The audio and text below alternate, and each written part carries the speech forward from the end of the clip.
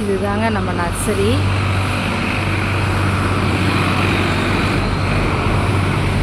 பார்த்திங்கன்னா இயற்கை வந்து தானே அதுவாக உருவாகிக்கும் அப்படிங்கிறதுக்கு இதுதாங்க சான்று. நாங்கள் வந்து நர்சரி ஆரம்பித்து இப்போ 3 வருஷம் ஆகுது. இதெல்லாம் நாங்கள் வச்சுட்டோம். ஆனால் வந்து ஒரு சில மரங்கள் வந்து அதுவாக வேரூனி கவரோடு வச்சுருந்தது, அதுவாக வேரூனி அதுவாக செடியாக வந்துருச்சு. இந்த மரமெல்லாம் அப்படி வந்ததுதாங்க. இது வந்து மல்பெரி மரம், நர்சரி ஆரம்பித்த புதுசில் வாங்கினது. ஆனால் யாருமே கேட்காதனால அப்படியே ஒரு இடத்துல வச்சுட்டோம். எங்களுக்கு தெரியல வேர் ஊனிக்குன்னு சொல்லிட்டு. இங்கே பாருங்க, அப்படியே கவரோட வேர் ஊனிக்குச்சுங்க. சரி நம்மளுக்கு நிழல் வேணும் அப்படின்ட்டு நாங்கள் அப்படியே விட்டுட்டோம். சூப்பராக அப்படியே மரம் பாருங்க எவ்வளோ பெருசாக இருக்குன்ட்டு. அப்படியே கவரோட அப்படியே வேர் ஊனிக்குச்சு.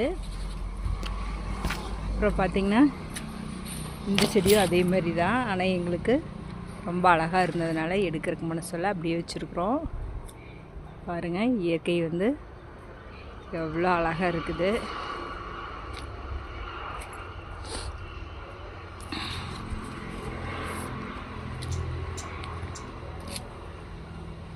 இது வந்து பலாமரம். பாருங்கள் எவ்வளோ அழகாக பூத்து தொங்குதுன்னு பாருங்கள். இயற்கை இயற்கை தாங்க.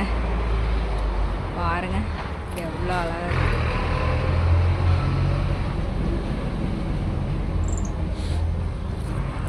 நம்ம இயற்கையை விரும்பினா மட்டும் போதுங்க, அதுவாக அழகாக உருவாகிக்கும்.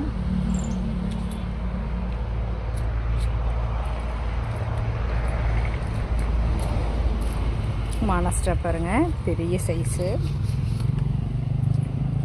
ஸ்பைடர் லில்லி, லெமன் லைம் செடி கீழே இருக்குது. இதெல்லாம் கட் பண்ணி நாங்கள் போட்டுருவோம். இதெல்லாம் கட்டிங்ஸ்க்காக நான் விட்டு வச்சுருக்கிறேன்.